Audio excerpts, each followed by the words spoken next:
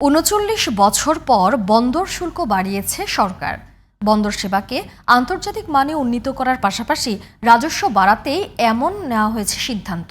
তবে সংকটকালে বন্দর শুল্ক বাড়ানোকে ইতিবাচক হিসাবে নিচ্ছেন না ব্যবসায়ী নেতারা। সিদ্ধান্ত পুনর্বিবেচনার পাশাপাশি বন্দর সেবা বাড়ানোর পরামর্শ তাদের।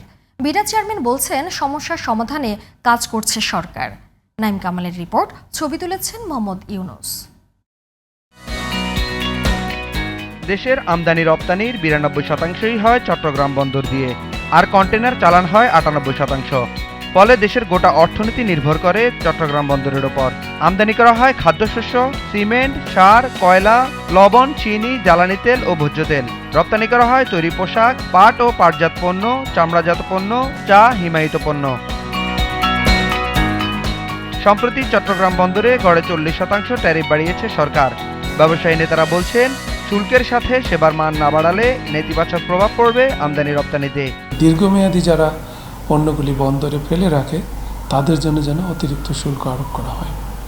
আমি ওভারঅল বলবো যে এখানে একটা চেক অ্যান্ড ব্যালেন্স দরকার আছে।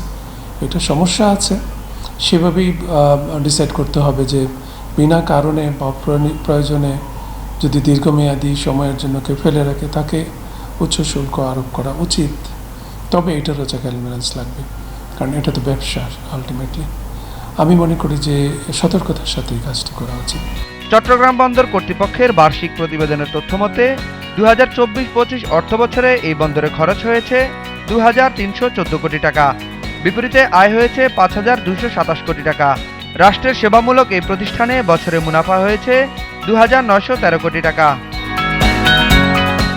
এমন অবস্থায় শুল্ক বাড়ানোকে ইতিবাচক হিসেবে দেখছেন না বিকেএম এর নির্বাহী সভাপতি ফজলে শামীম এহসান। আপনারা ৫ মাস ওয়েট করতে পারবেন না? এটা গণতান্ত্রিক সরকার আসুক, একটা জনগণের ম্যান্ডেট নিয়ে সরকার আসে, তারা আইনটা পরিবর্তন করুক, যেটা নাকি রাষ্ট্রের সবার জন্য ভালো হবে।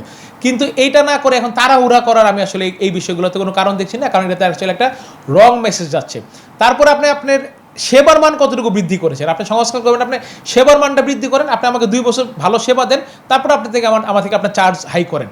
আপনি সেবা না দিয়ে আপনি সেই আগের আমলে সেবা রেখে, আগের আমলের সেই ঘুষ দুর্নীতি রেখে যদি আপনি আমাকে এখন পোর্টে চার্জ বাড়াই দেন, সেটা তো কোনো মতেই কাম্য না। সেবাকে আন্তর্জাতিক মানে উন্নীত করতে সব ধরনের কাজ চলছে বলে জানালেন বিডা চেয়ারম্যান। ইন্টারন্যাশনাল একটা টেন্ডারিং করার একটা আরএফপি প্রসেস চলছে, আপনারা জানেন। আমাদের ইচ্ছা আছে এই বছরের শেষ নাগাদ সবগুলা পোর্টের ক্ষেত্রেই এনসিটি, লালদিয়া এবং বে টার্মিনাল, এই 3টার ক্ষেত্রেই প্রথম অপারেটরটাকে অ্যাটলিস্ট অ্যাপয়েন্ট করে দিয়ে যাওয়া। Naim Kamal, GTV news, Dhaka.